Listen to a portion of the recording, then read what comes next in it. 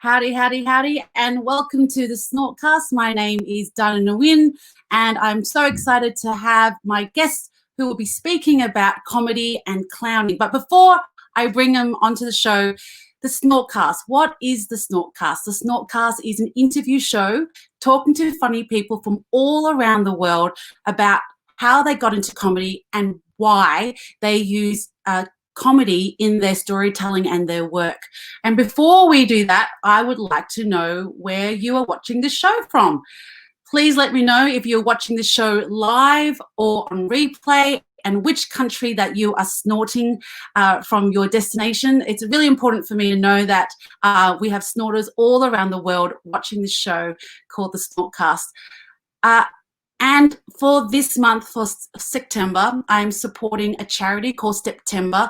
The link is on the bio link. You can click and donate to help raise awareness for cerebral palsy. It's something that's very close to my heart, as you know, that I dance on LinkedIn, and it's a joyful thing that I can move my body. And I hope that these young children who are unable to, we can raise funds to get them moving and dancing as well. So remember to tell us where you are watching the show from. If you're watching this live or replay, let us know and put a pig emoji to show your support. And if you would like to support this program, is supported by my Patreon community from all around the world. Thank you so much for supporting and allowing me to come onto this show twice a week to speak to funny people, to give you some joy during a pandemic. And in Melbourne right now, we are in our 8th week of lockdown. So thank you so much for giving me joy and being here and being interactive with me. And if you are following us on our social media, we're on Instagram, YouTube, and Facebook. Follow the link at the SnortCast or hashtag the SnortCast. And remember, let us know where you are watching from, and please talk to us. This is an intimate space for you to find out more about the artist's work and their processes. So, without further ado, I always love doing that massive spiel, but I'm really excited to invite my guest. My guest is from overseas international waters. He is, what can I simply say, a clown. And I've been really lucky to be one of his students as part of my work. It's very close to my heart how the work of the clown can do so much for the world, the intimacy that it can have with someone, the instant connection and the healing it can bring to one's self. His mission in all his activities is to inspire people to come alive, and I think that is so beautiful. He's a clown, an actor, director, teacher, coach, and a psychodramatist. We're going to find out more about his work because his work has led him to do a TED Talk. However, it's all in Portugal, so might translate for the next 2 hours.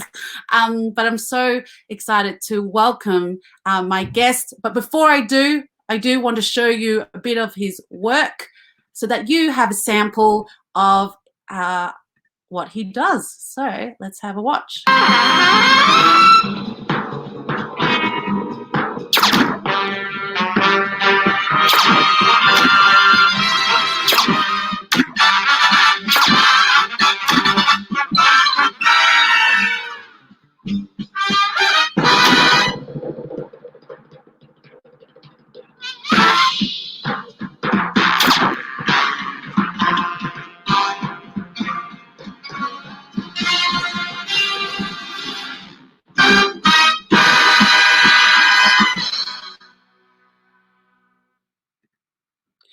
And welcome to the show, Pedro Fabiao. Thank you. Thank you for joining us from Portugal. Yeah, it's quite far away. It's far away. And my important question is, did I get your name right? Perfect. I mean, you train enough and it's just beautiful. Thank you. That's the 2 snorts before we start the show. Amazing. Shall I try yours? Pardon? So Yes. Diana Nguyen. Oh, this is so good. Oh, put our noses on. We can if we wanted to. Fabio. And I just called your surname. Pedro, who are you? What do you do? Well, the first question, who am I? I'm still trying to figure that out. So maybe I'll let you know when I have an answer. Well, what do I do? I've been training people mostly in the last couple of years. I come from a background of theater, and then I became a clown. I mean, even before theater, I was studying psychology, but I managed finishing that while I was already a professional actor, but I never really did that professional very much. I just found that I just couldn't stand still in one place for long enough so that a therapeutic process could end. So that wouldn't be fair for the patients. So I just took comedy, where it's much quicker. The process is really, you can do it in a one-off session. So I started doing quite a few clown workshops, and accidentally I went to a casting for hospital clowns in Portugal when it was just beginning. I got in, and my friend who invited me to come to the casting got in for the 2 places there was. So it was really lucky. And since then, that was my most stable job as a hospital clown, which is a strange stability. But then I start training, and that somehow took off. That somehow became the bigger part of my professional activity. I seem to Yeah, and when you talk about training, you've worked with the Healthy Humour, you've worked with the International School of Humour in Austria, the Humour Foundation, that's in Australia, and the Red Nose International. And that's you've worked in 6 continents. You've traveled around the world doing this. Yeah, I have. It has been great and tiring at times, but now I miss it so much. Wow. Yes, we are in different places in the world. The world has changed since we last saw each other when you came to Melbourne. Were you in any of the Zoom trainings I did lately with Healthy? Oh yeah. So we saw each other there. Yeah. Yeah. No, you it was interesting. You kind of really pulled out, because I do clowning for my audience who don't know. But yeah, you pulled out and you said that my laugh was evil, like it was nasty. and then so that was probably a compliment, right? Yeah, it was a compliment, because I'd never seen that with my clown before. So it was really interesting when you pulled that out, and I was like, oh, this is something I could play with instead of go against it. You know, the idea of the clown is always happy and smiling, but the clown could really, you know, be something else. So that was really great. My question to you is, if you had to write a memoir, what would be the title of your book? Eventually it will all make sense. Yes. Love that. No, hopefully. I think maybe I'd write hopefully in brackets. Why has that title come to your brain so automatically? Just because things often seem not to make much sense. I think that's why I work in what I work. It's just so hard to make sense of things. If you really ask something like that, you know, like if you look at your life as a book, as a narrative, what's the ultimate meaning of it? What would be the title? Just like I immediately get lost, and then it's just like, okay, I need to do something about it. Let's work. And it's funny enough, I've been trying to answer that question working with other people. It's been helping. It's like maybe I also put a little bit of my confusional inner theater outside, and I play with people, and then I get some transitory meaning at least. I love it. No, I will buy that book when it comes out. So you've got a customer.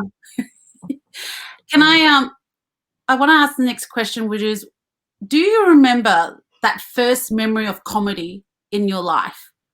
when you went, oh, this is good. This is something I could do or try out? Well, I don't remember a moment, but I remember that my parents are both workaholics.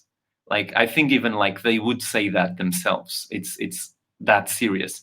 So I think the feeling of like when you have parents who are working a lot, you search for ways of getting attention, right? So there was probably three options. Like, I could misbehave, and I try that a lot, but there was also some secondary effects that were not very welcome. So I thought, okay, maybe that's better than that. Then I just tried to make them laugh, and that worked beautifully. And that's also my grandmother. I remember like making her laugh. She's like a very passionate woman, and her laughter was just amazing. And I think Oh, I just and she introduced me to Charlie Chaplin and all these, she just makes cinema sessions at home. And when I saw her enjoying that so much, I just thought, I want to have that effect on my grandmother, you know?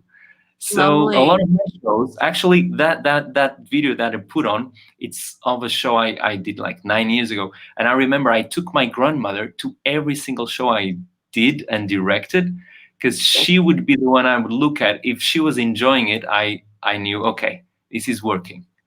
That's Beautiful. the one ultimately that I did my shows for. Wow. I just love the idea that in your brain you're like, how could I get her to laugh? Like she laughs with Charlie Chaplin, but to me, I think that's such a beautiful image. Such a beautiful image. Thank you so much for everyone. Thanks for everyone who's joining us on LinkedIn and Facebook. Please let us know where you're watching from. We've got Florida joining. We've got USA. We've got Melbourne. Thank you for joining. India. We've got Launceston. Thank you for joining us. Lots of love, Tan. Doctor, very much. There you go. We've got a doctor in the room. We've got Bangladesh and India. Thank you so much for joining and talking to Pedro about his work. You just spoke about Charlie Chaplin. Uh-huh. Who inspires your comedy? I think people whose shows I've seen along the way. I think more than anybody else, the live shows I've seen, even more than stuff I've watched on some TV shows also. Like in Portugal, we had some good comedy coming up in the 90s. And that was very seminal to all my generation. But when I start really seeing clowning, like theater clowning, that really, I remember the first theater clowning I've seen with a British director Yes. called Alan Richardson. And I was just literally rolling on the floor. I had an epiphany, and I was like, what the hell is that? and I didn't even consider I'm gonna be a clown, but I just felt like something bursting out open, and it was just a revelation. People can be Wow. that idiotic, and and that's their job, and they get paid, and look at the effect they have on others. And yeah, I've just seen a couple of shows then that I knew that existed, and then I start to see how many different branches of that existed. And and slowly, without ever having made the conscious choice, I want to be a clown or I want to be a comedian, it just happened. One day I just looked at myself, and I went to the finances, and people asked me, what's your job? And I'm a clown. And that's when I discovered, in the look of this office person in front of me, just doing a double take, like, you're a what? Sorry? And like, I'm a clown. And that's where I discovered I'm really working professionally as a clown now. That's what I do. That's so beautiful. I connect with that. I love when you talked about the double take, because that's what a clown does do. Like it takes them out of the reality of their routine, and like what you just said about your mission is to inspire people to come alive. So in that moment when they do the double take, they are present, aren't they? Absolutely. Yeah. That's the beginning of the pleasure, you know, and then all the questions that follow up, you just know that every answer that you probably will give them will just blow their minds. They will not be able to fit that in their little boxes, and that's already an interesting interaction. That's already enough to just have this job, you know. And so you've worked in hospitals. What was the transition from theatre clown to hospital clown for you?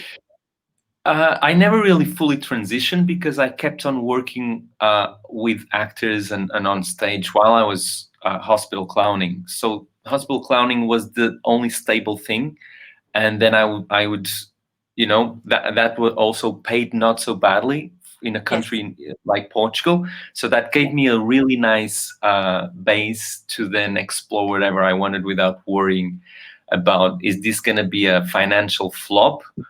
I don't care. I'm covered. Now I do whatever I want. You know, so I never really had to transition from one thing to the other. I feel like there was a bigger and stronger transition in the last 6 years into really becoming a trainer, you know, because I was doing that just because I felt I learned a lot while I trained. And yeah, I don't know, it was another way of having an audience for, instead of like for 1 hour, I had an audience for like 5 days. And that was amazing. The level of transformation and closeness you get with that audience is just, yeah. So I got a lot from that relationship as well.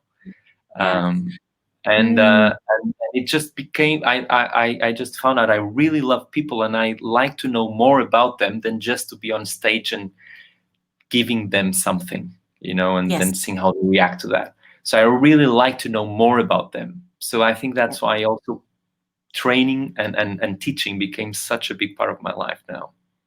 And I've seen you in action. You're pretty good. I've seen you in real life. I've seen you on Zoom. You're a very exceptional teacher. So thank you for your skill and craft. It's I think it's the expertise that you give, but you allow. So with clowning, it is about play, isn't it? It's allowing that space to play, and feedback is so critical to the clown. Yeah, it's about play, and it's about building an atmosphere where defenses go down. So you have to be able to build an atmosphere of trust. You know, I think in any sort of comedy, you need to have a base of trust, then to be able to expose stuff that are potentially difficult, which is what the comedy I love. It doesn't play safe. I like to see a comedian and a performance, and myself, I like to risk. I like to see people, even themselves, getting surprised with what's going on. You know, so if I see a performance too much in control, I thought I didn't like stand-up comedy for a long time, because the first stuff I've seen, I thought, oh, they are too much in control for my taste, you know. And then of course, like, I start to see stuff that I was like, oh no, that's the thing. This person is really going for it. And now I really appreciate, you know, I think it's with everything. There's 80% of the stuff you're not really interested in, and then there's 20% that you just think, that's my people. Yeah, in every art form.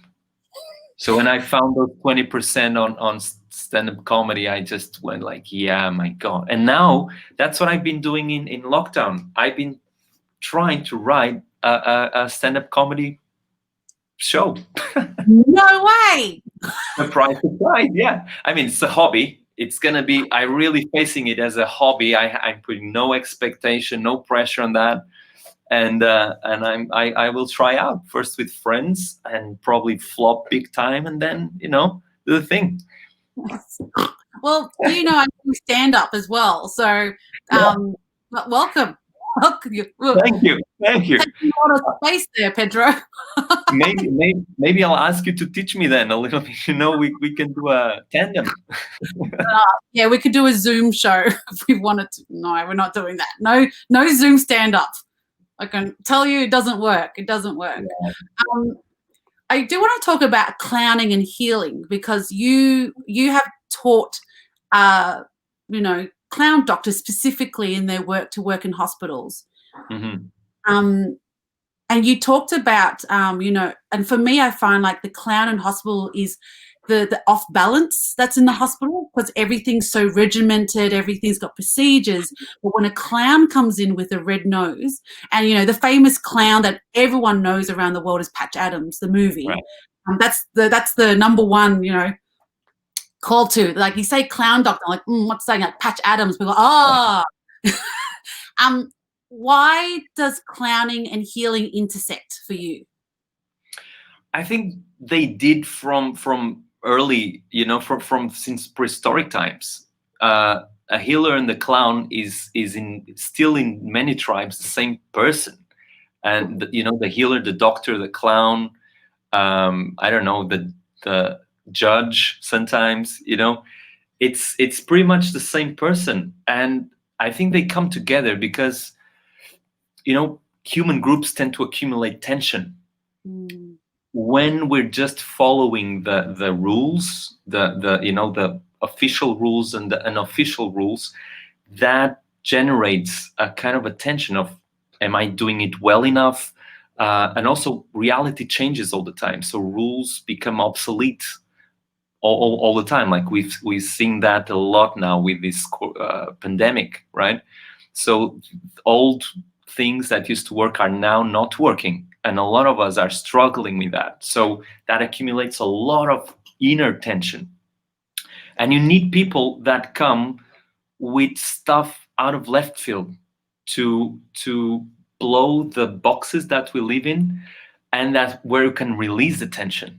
And tension releases in form of laughter, of crying, of emotional discharge, and that's what the clown does. People in the hospital, if you think of what's happening in the hospital, like, people have their normality completely interrupted by probably a serious event. The level of seriousness varies a lot. You have, like, in orthopedics, you say that in English, right?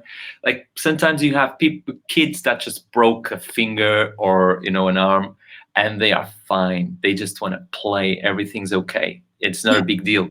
But then you have stuff that is pretty serious and puts people's lives, plans all on hold, and that causes people to freeze. Like parents also, they try to be there for their kids, but inside they're just in panic. What's gonna happen to my kid?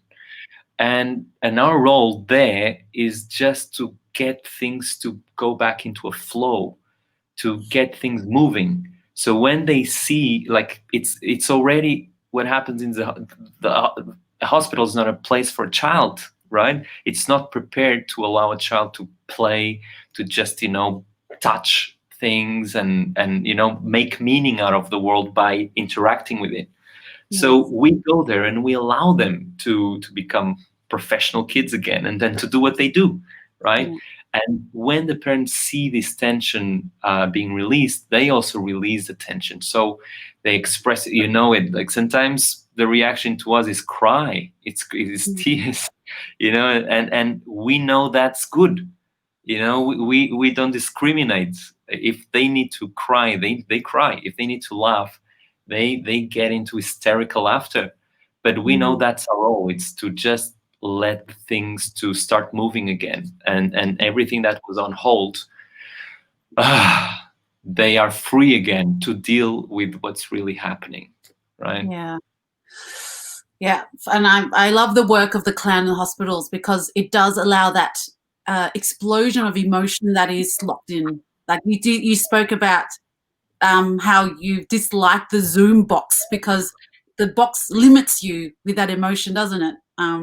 Or it's all oral and sight, but you can't smell, you can't hear with sixth sense.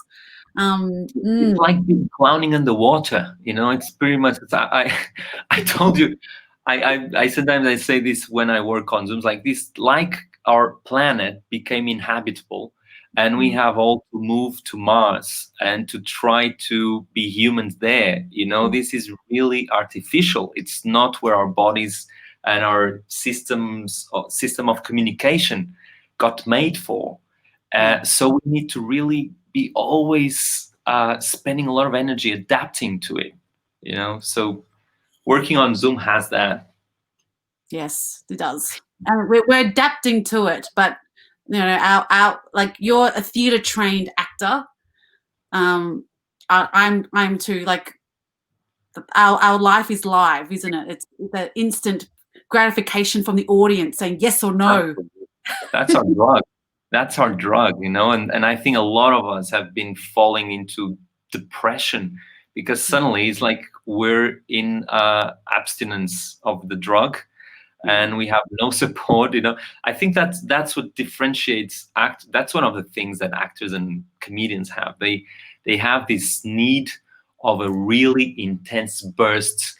Like it has a reflection on your hormones, on the stuff that's running in your blood when you face an audience. And for me, it's also when I face a group of people that I'm working with. Like things get really intense. Yes. And I can spend like 3 weeks without it, but then I need to have it once a month at least. That's my minimum. And when you go through a quarantine, it's just like my body is just asking me, "Are you alive? Shall we give up completely? Where's that thing?" Yes. Well, the SnortCast has been for me a performance because I do it live twice a week. So it's been my gratification. It's not the optimum, but I've had to adjust. I'm feeling it. I think I'm feeling it in my body again. How many people are watching, as you think? So that just we've got a lot of people watching and commenting right now. We've got her Hero Berto saying live show is the best. You get the ambience and spot on vibes. He also wrote, "I'm a musician artist, among other things, and I can relate to Pedro's words. Really cool." There you go. Thank you. Thank you to the LinkedIn community. Ramji wrote, "Charlie Chaplin is struggle in early days with consistent performance and dedications. He made world famous comedian." Beautiful. And he also said, "Laughing is good exercise for human beings." Yeah. Joseph from Singapore said, "Being able to create a safe space for others to trust you is essential in all fields." Absolutely. And is that why you work in corporate? Because you apply these skills to the corporate world? Yeah, I was surprised in the beginning of how well it translates what we do. Like I just found that in our society we are treated as a non-essential commodity. So when we need to cut, we always cut on art and comedy. But we are specialists in human communication and human connection, right? That's, if there's one thing that we're specialists in, that's it. And I just happened to, because of maybe the psychological training, to do some translating of what we do to a language that is well understood by people working in other professional fields. Mm-hmm. So it was really amazing when I started noticing, wow, people are really needing to be working well, to have these skills trained and developed. It's the soft skills really are in a hype nowadays. Mm. Also, I think now, because people are so used to working on screens and not really have real interaction so much anymore, that and that's happening more and more. Like kids are coming to the professional world sometimes without having had enough social, exercise where they really learn about themselves, how they come across to others. How can you just face frustration in communication and still, show what you feel, make yourself clear. This is all skills that we as actors, improvisers, comedians, that's what we're good at. And it's just like applying then stuff that we use for the stage to other kind of stages, because life's a stage. It is. And yeah, Mm. and it's been very funny to have like bankers and, you know, like IT specialists on Google, and then consultants on McKinsey and stuff, like really doing clown stuff, being able to show who they are, show their vulnerability, so that people really trust them, and not their role, not their position, not their mission, you know. Then you feel and you see a person, you see their vulnerability, you see like they open up who they are, and that's what generates trust. When we speak about how do you build trust, if people really feel you, if you move their emotions, then they trust you. Yes. If there's something in between, then, you know, they may understand what you want, they may even follow you, but there's kind of a more primal link and connection that you could be establishing that is maybe not there. And I think what that's really good leaders do, they make people feel them and what they are passionate about, and then you don't even question very much, like, of course I'm going to do it, I feel it's true, so they just do it. Bam. Oh.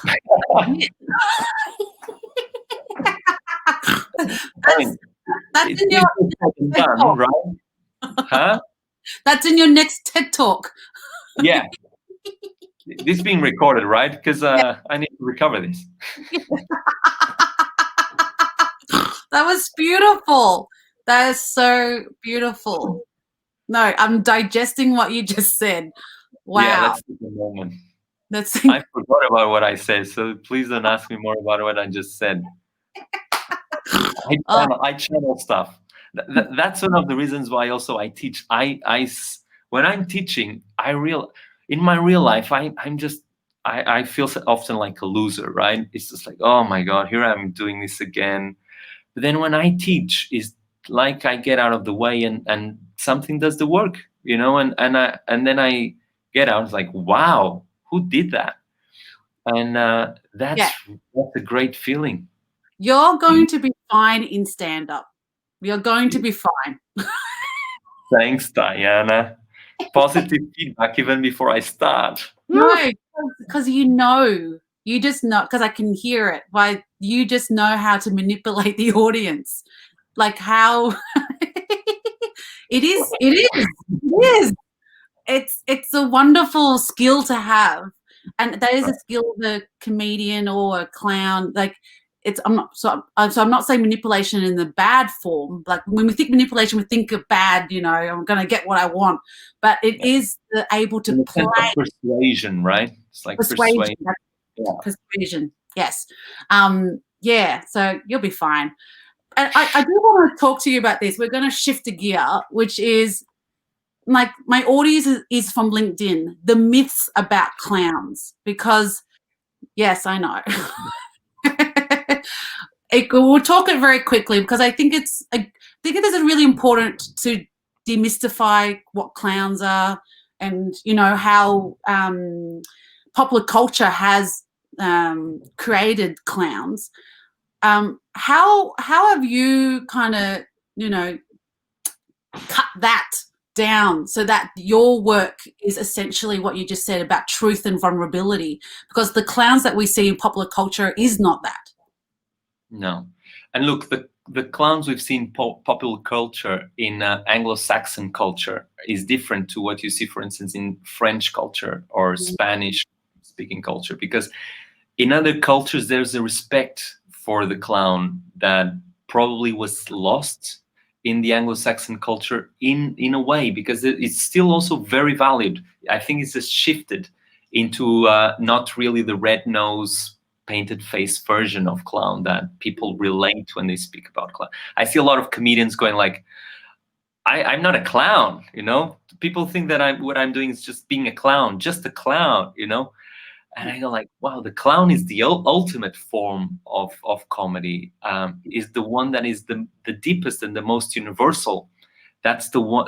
That's why I can teach in Japan, or I can teach in South Africa, or I can teach in Brazil, and people really get it. because it touches them in a place that probably stand-up comedy is a lot more dependent on culture, on the culture you come from. What can make you laugh in some cultures has a juxtaposition, but is not exactly the same. Whereas in clowning, you just touch in something that is universal. You know, I work a lot. I think you remember as a teacher, I work a lot because I want to make my work as universal as possible with the 4 basic emotions that in every systems of classification of basic emotions people identify, because every culture has that. And every human being that is looking for integration, you know, and explore all the comedic power they have to work not only with joy, but also with anger, with sadness, and with fear. And if you don't have that, there's always going to be something that you're going to be amputating from your work, right? So I really try to create a space where you can bring that and transform it into something that can be light and meaningful, and, you know, and sometimes poetic. But I think poetry just comes as a side effect, you know, as does laughter. What we're really looking for in clowning and comedy, I think, is truth. And that's why I chose it also over psychology or other fields that I worked on. I felt there was still too much theory there, too much stuff in between the real action reaction that happens in communication. And that's what I found in clowning, you know. And even to my son, I have to demystify what clowning is, because he also comes with this version of he sees a clown. I mean, he sees a lot of clowns, right? Also, like, I'm a clown, my wife's a clown, most of my friends are clowns, so he has a clown overdose. He's a very good clown critic. He really says, like, that's not funny, you're doing too much. That's a 6-year-old. But often it comes with this thing of a killer clown and scary clowns, and, you know, it's like I tell my son, Sam, that's not a clown, that's just an idiot dressed as a clown to scare other people. That's not a clown, you know. So the image of a clown is not a clown. As also, if you put on the robe of a priest, you're not a priest. You know. Good point. Yeah. To be a clown, you need to work, or you need to have it. Some people are clowns by nature. Some people can develop that side in themselves, but, you know, you are not a clown just by putting up makeup and smiling at others and trying to be nice. I mean, it's lovely that you're trying to be kind to people, but just, you know, if you have no idea of what clowning is, maybe try just to be nice as yourself. You don't need to put on makeup and a red nose. No. You know, because that's confusing people of what clowning is. Yeah, Well, we're still working. We're the well, what'd you say? We're the real clowns or the truthful clowns? I don't know. We are people with just, you know, touching others and making them laugh and giving them joy. You know, and if that's really working, and you are able to do that in a surprising way, in a way that opens new meaning or gives people a sense of, wow, there's more there than what I thought. There's more in life. There's more in this moment than what I thought. Here's like, you thought it was a corridor, and then you see things opening up, saying, wow, it's a landscape. I can actually go in any direction now. This is what clowning really does. It's not narrowing down. This is why, for instance, when I'm training beginners, I never use the clown nose. I spend the first days not touching a clown nose, because people would bring their ideas of what clowning is, and that would be an obstacle. Yes. That would be a deterrent from really understanding by yourself, aha, I'm being an idiot, I'm failing, and look at the audience. They're just loving it, you know? And then you don't try to fit into an image. You just find your own way of being ridiculous which is like, I want to be right in this way, and then it doesn't work. And what comes next? What is the counter mask that I bring in, that when people see me falling from what I wanted to what really happens, that's what really gets them to like, oh my God, what an idiot. Yes. Well, I've never told you how I found my clown, but it's one of those beautiful stories, it was exactly what you just said, was that I put the clown nose on and I put the perception of what the clown was. So I went to John Bolton theatre school, physical theatre school for 4 months full time, and we learned clowning for a month, and for a week and a half failed. I could not find the clown because I was coming out going, "Hi, I'm here." Leg kick up, and my teacher, John Bolton, he's superb. There was this one exercise where you had to come out from behind a door, and you just had to be a clown. And I kept failing. He said, "Go back, do it again. Go back, do it again, do it again." And I'm a sensitive soul, and I hate failing because it reminds me of my mum. So, so it was to the point that I was now crying behind the door. I couldn't hold it anymore. I couldn't hold the persona of the happy clown. And I came out behind the door eating a cracker while crying. And then the whole class and my teacher, John Bolton, when it's right, because his face was like this.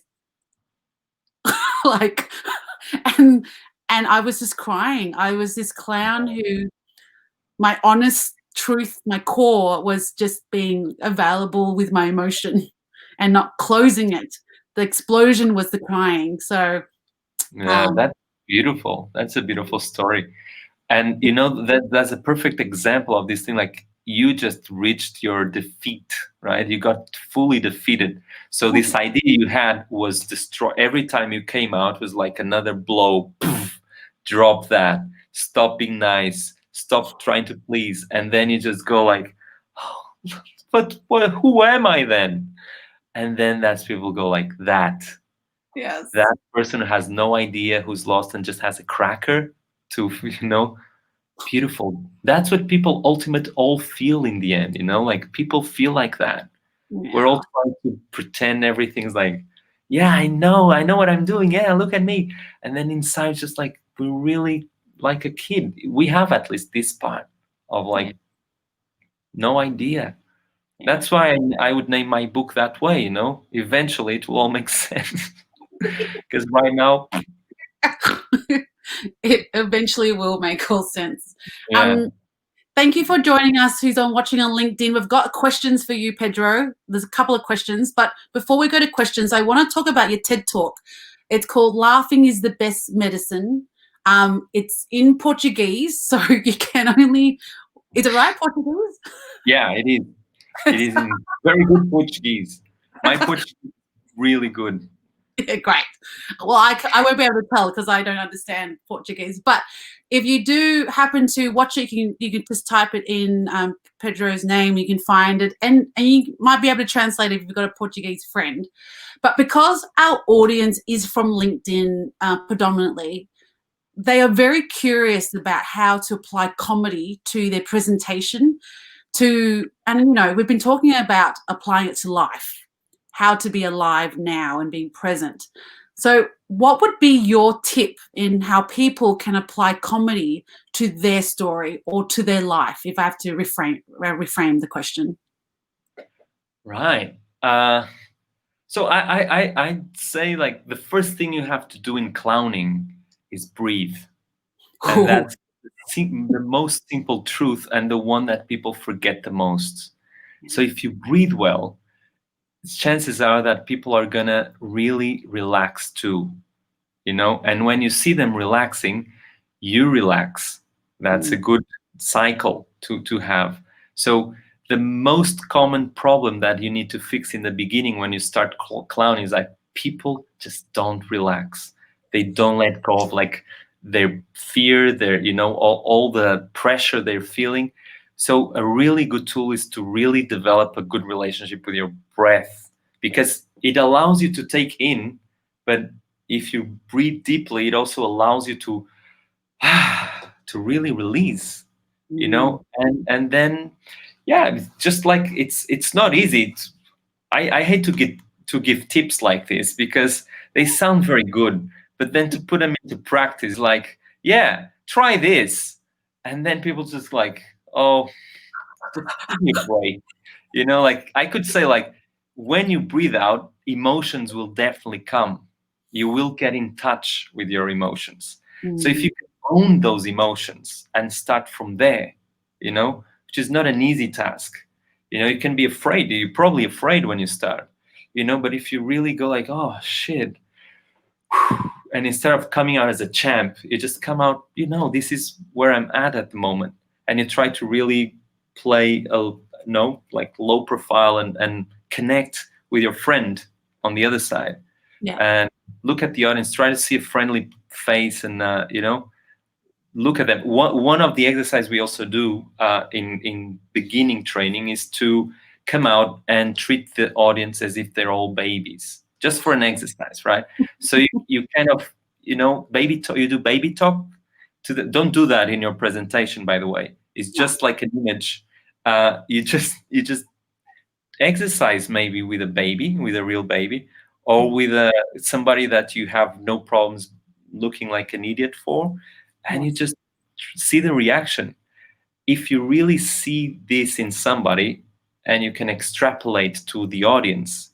So I'm looking at you now and I can suddenly connect with a baby in you, and immediately there's like, you know, a lot of this wall of fears immediately dissolves, because like, oh, that's so sweet, that's so cute, you know. And that helps. There's also this thing of like, imagine that they're all naked, but it just, that takes me somewhere else, not necessarily to relaxation. Like, why is everybody naked? I immediately start. Yeah.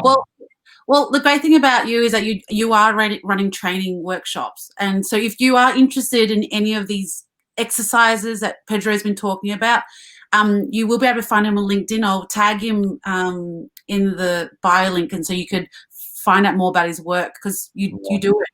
That's the life. Actually, funny enough, since quarantine, I've been working a lot on Zoom with artists, but I'm opening a training for people from corporate world as of January.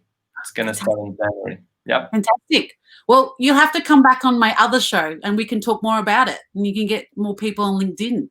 How many shows do you have, Diana? Two. I'm a clown.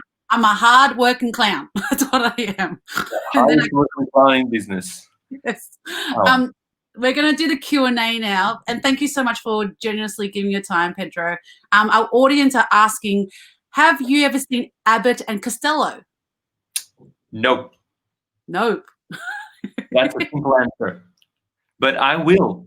I will write that down. Great. And thanks for the tip. Great. I think it's another clown. I think it's another clown act. I've heard about them too, but I haven't seen their work. Mm-hmm. A question we have is, how did you overcome from fear of failure? So one great way is fail a lot in safe environments. You know, environments that have no consequence to your career. Those are the best ones to fail. That's why I get a lot of people from the corporate world in clown trainings, because, you know, there is a really beautiful psychoanalyst, I think, who wrote a book called I have it here. It's like something about play. It's a book like on how to use play for therapy, and he considers all therapy a kind of play space. He calls it the transitional space, because it's not fully reality. It doesn't have consequences to your real life, but at the same time is not pure fantasy. It's not a space that doesn't exist. You bring your real stuff there, right? Yes. So in the transitional space, you have a bit of enough of reality and enough of freedom not to be afraid that that will harm you or be consequential for you. So if you can find a space for you that is a transitional space, then you can really fail all the time you need until you are acquainted with yourself in that state, and you can actually discover that maybe what's more special or more peculiar or more unforgettable about yourself is in this place where you're failing, because everybody fails differently. And if you own it, then you will learn differently. You will learn your own lesson out of failure, which is different to everybody's way. Great. Love it. That's a very thorough answer. Failing. Another TED Talk. Another one. I'm going to be doing a series of TED Talks. You are. And I've just noticed that we're both in blue, so twinning. Yeah. We've got a question from Joseph. Have there been situations when certain depressing circumstances of patients in hospitals has affected your mindset when you were there? And was there anything specific you did to overcome that? Right. Just connect with it. If you consider depression or I prefer talking about sadness, because depression is such a broad term that can describe so many different things. If I find people that are sad or even deeply sad, what I do is I don't see it as a negative thing. I connect with it as energy, and every emotion has a different energy. So I put myself in tune with that wavelength. And when you see like a clown going into like that space, it is already ridiculous. So there's already an alternative to create movement out of depression. Yeah. And with two people really fully accepting and making things move in any emotion, though that emotion is gonna be felt, and then it's gonna turn into something else. So that's how you make it. I think people are afraid about getting sunk in depression when they feel it, right? But if you really go there with like, that's my play field now, then you can really, play with it, and then it goes as fast as it can. Yeah. Well, you did this good metaphor before about Zoom calls and teaching clowning. It's like clowning in water. Yeah. It's a hilarious image because I have a clown just going, what the hell is this? So, it's a beautiful idea of connecting, you're in the shit, but how you get out of that shit. That's the game. Yeah. Yeah. So if you really look at it with innocence, like you get the shit, you look at it, you look at the other person and you're like, is this shit different to other shits? And it just, then it's just like, it's just curiosity. Fear is not part of the question. So it's just, that makes things become so playful and light. Yeah. No, beautiful. Brian said beautiful. There you go. I just said it for him. He also asked, how does a LAY person channel the inner clown? I'm not sure. A lay person, like a non play person. Not religious, right? So he considers clowning the clown religion. Yeah, I mean, how does a lay person channel their inner clown?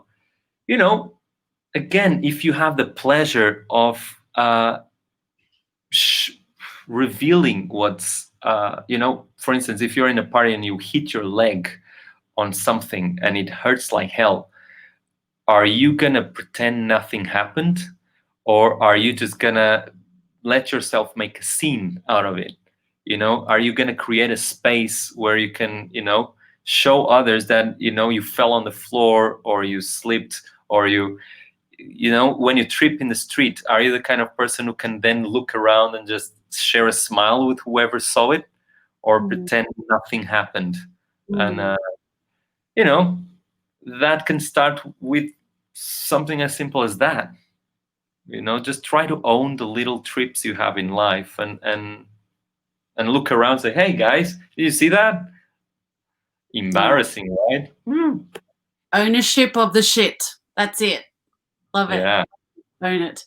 Ramji said playing with children make us joyful. Susanna says, specialist in human connection and communication is so true. So great. And she also said, I love that idea of poetry being a side effect. I think that's a great point. Wow. Great. Ramji's asked, how you feel when no one appreciates your clown performance? I want to kill myself. I want to disappear. It's horrible when nobody appreciates your clown performance. It's horrible. You know, what can I say? It's just if it happens that even the most experienced clown will have a performance where it's not working. Somehow you didn't find the little narrow opening where you could come and make the entrance wider and connect with the audience.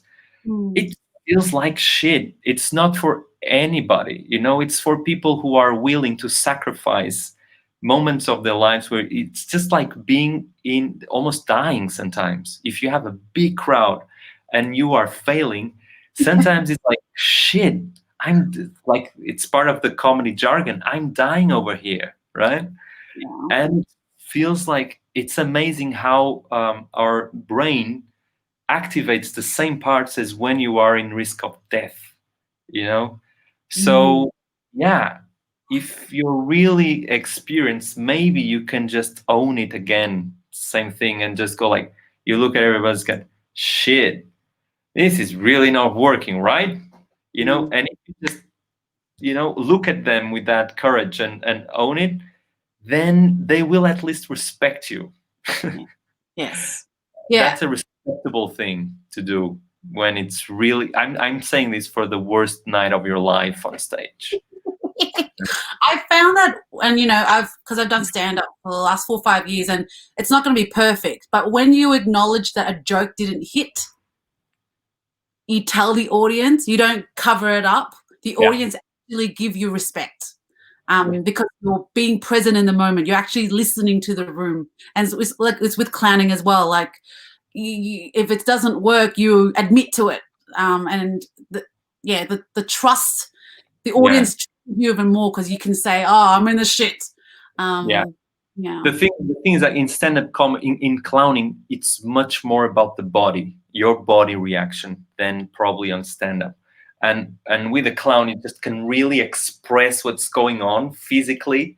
You can let yourself die on stage physically, you know, and show people what's going on. And often that's really like you when you came crying, you know. Yes. In stand-up comedy, maybe that's not the that's not the most common reaction. But in clowning, how many people did I see conquering and riding a huge flop by just crying, you know? Or getting another thing I can work on if I feel it's in there is like people getting really angry and getting really angry at the audience for not laughing. So it's not their fault. It's the audience that is not at the clown's level, and that's always so stupid to watch that people immediately get conquered by that as well. Yeah. Ugh. I'm just curious. You don't have a clown nose on you, do you? I always have a clown nose at a meter distance. I was wondering, maybe for the last minute we could put our clown noses on just to show what it actually looks like. I've got mine. Or whomever never saw a clown, we're gonna show you how a clown looks like. A tutorial on clown looks.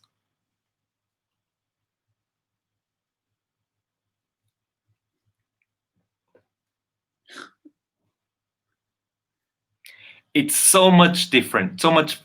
It's completely different. Has nothing to do with what we were doing.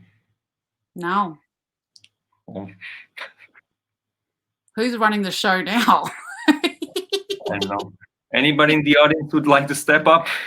One would like to work this out. Ahmed just wrote, haha, yes. And we got Brian here going, bring your best, find your center, get comfortable with the discomfort. I like Brian's taking great notes. Yes, Brian's been he's a great snorter. He's from Ohio, so watching from afar. What is your clown name? Nowadays it's Pablo. Oh,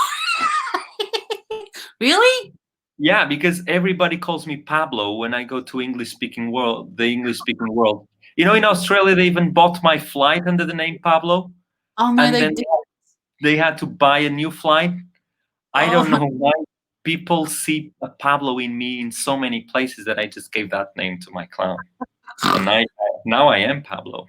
You are Pablo. I love that name. I love that name for you. I want to say thank you so much for being so generous with your time. There were so many beautiful gems. You're such a beautiful soul. Thank you for your work that you do. And thank you. I mean, I'm just going to speak seriously because otherwise it will just go somewhere else. Diana, thank you so much as well for creating this amazing forum where people can come and, people who are not celebrities. They touch people on the field directly, and they can come here and speak to an audience of people they don't know. That's really kind. Thank you so much. Thank you. And once you get that corporate training, I know there's a lot of people here from what people are messaging and saying, they really connect to what you said. So I would love you to come back on and talk about it once you've got it up and going. Yeah.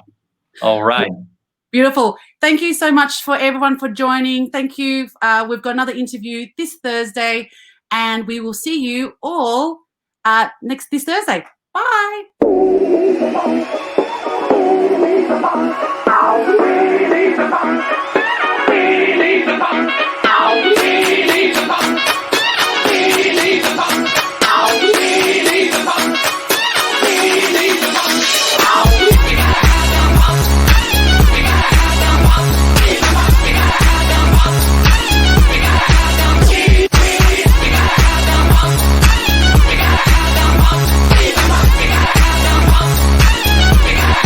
Yeah, baby.